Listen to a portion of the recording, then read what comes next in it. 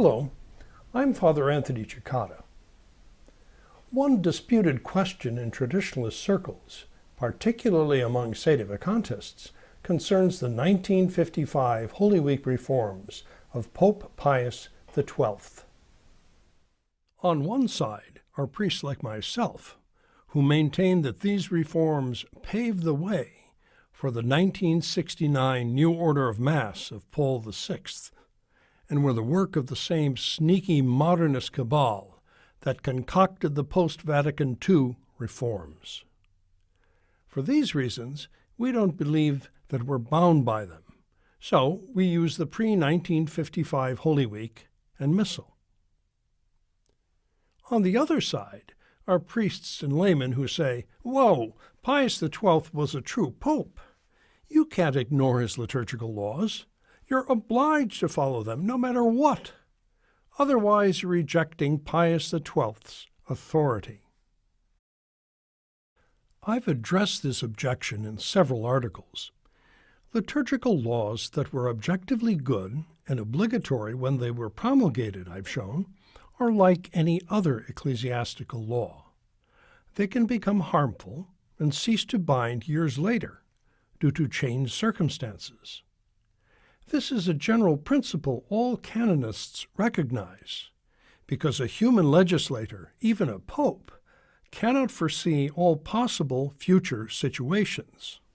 But some priests just keep rattling on about disobedience and pretend the principle doesn't exist, even though they in fact apply it to many laws themselves.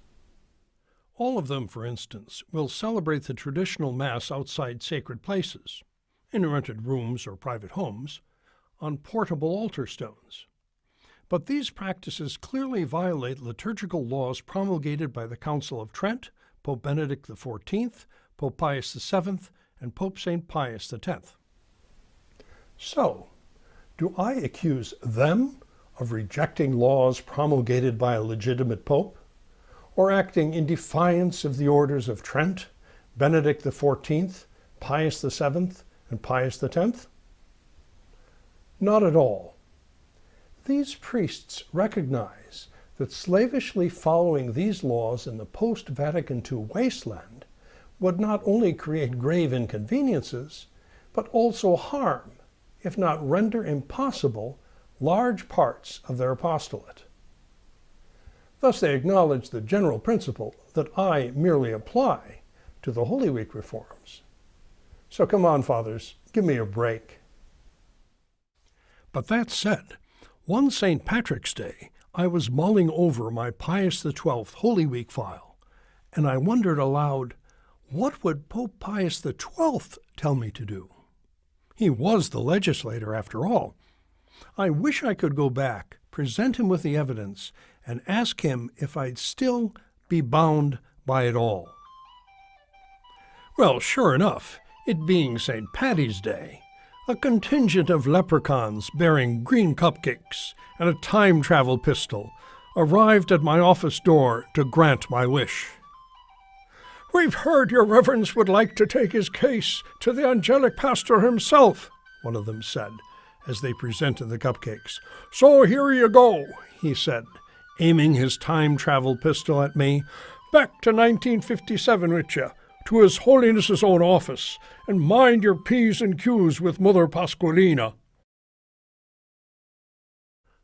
Suddenly, there I was, before the austere and dignified, but somewhat surprised, figure of Pius XII. "Mamma mia, da dove vieni?" he said.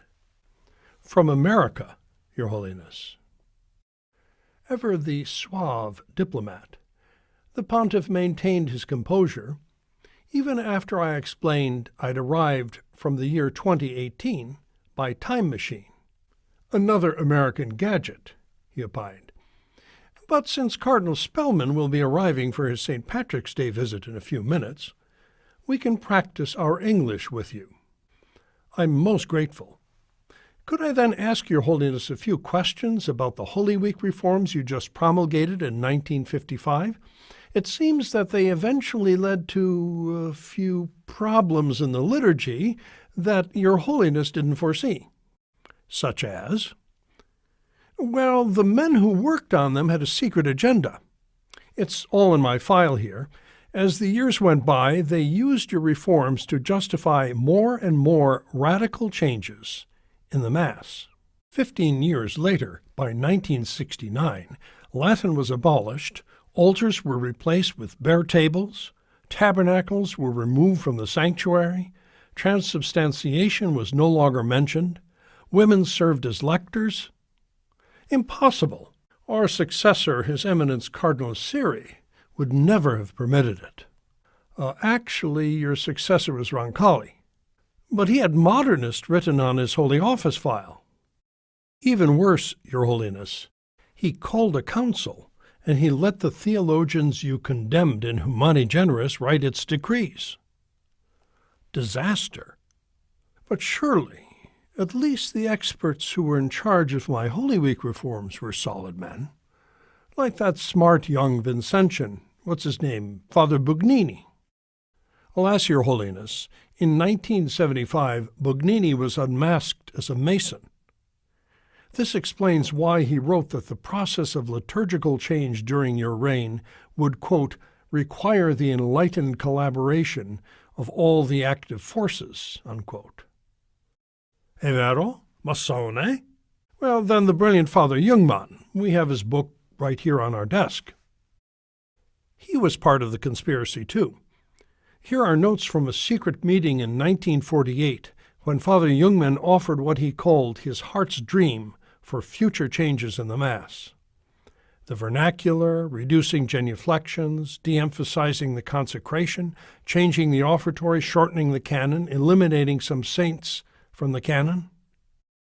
All behind closed doors? But even when we were sick, we had the help of our staff when we approved the reforms. Our confessor, Father Bea, was another scholar. If you take a look at Bugnini's memoirs here, Your Holiness, you will see how Bugnini boasts that Father Bea was a fellow conspirator who helped get your approval during your illness. And Bea did even worse later.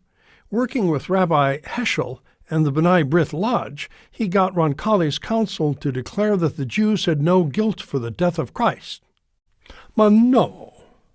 Well, Monsignor Montini also urged us to approve the reforms.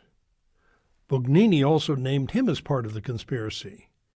Well, we did have some worries about Montini. They were more than justified, Your Holiness. If you look at this photo, he became a Lutheran and celebrated the Lord's Supper. I knew it! No, even worse. The 1963 conclave elected him pope to succeed Roncalli. These pictures show what he changed the Mass to in 1969, aided by the Mason Bugnini and a whole modernist cabal, and even this group of Protestants. He also permitted lay people to receive communion in the hand. And here's what papal low Mass looks like in the Vatican in 2018. Orribile. But what do the later sacrileges of Montini have to do with our Holy Week reforms? When he promulgated his new Mass in 1969, Your Holiness, Montini stated that your Holy Week reforms were the first step towards the adaptation of the Roman Missal to the sensitivities of this new age. He associated us with this? Our reforms were the first step? We had no idea. But you are not saying that our own reforms were evil in themselves, are you? Of course not, Your Holiness. But for us to continue to use your Holy Week after what Paul VI did to the Mass gives a false legitimacy to his later reform. Il naso del cammello, eh? The camel's nose in the tent. Capiamo. We understand. People ask, if you take the nose, why not take the whole camel? Exactly. But since Your Holiness was the legislator for the Holy Week reforms, I would like to ask whether, knowing all this, you would say that 50 years later we would still be legally bound to follow the changes and give credence to the sacrilege that was the conspirators' goal? Absolutely not. But if you have read Maroto, Coronata, or Cocci's canon law manuals, you would already know about the principles of epikeia and cessation of law, so you wouldn't need an American time travel machine to come back and ask us about it. True enough, Your Holiness, but some people wouldn't even take Cardinal Cicognani's word for it. By the way, is your parakeet whistling an Irish jig? He's signaling us that Cardinal Spellman has arrived. Now, what is that Irish greeting that we are supposed to give His Eminence? Top of the morning to you. Ah, yes, Father, and the rest of the day for yourself. I started to disintegrate. Cardinal Spellman entered, and I quickly shouted, Holy Father, set him straight on religious liberty. But it was too late. There I was in my office again. The leprechauns cheered and presented me with another round of green cupcakes. To conclude, if the Supreme Legislator Pius XII knew all we know about what the Reformers were really up to, do you think our little scenario would still be that far-fetched? But we do have the facts before us. Bugnini, the great architect of the liturgical revolution, told us that the Pius XII reforms were a bridge between the old and the new that led to a new city. And we do have the canonical principle to apply. A church law that through changed circumstances becomes harmful ceases to bind, a principle that even our critics repeatedly apply themselves. If you think that the last missal of the last true pope should be the last word on the form of the liturgy you want to last forever, fine, and you're welcome to it.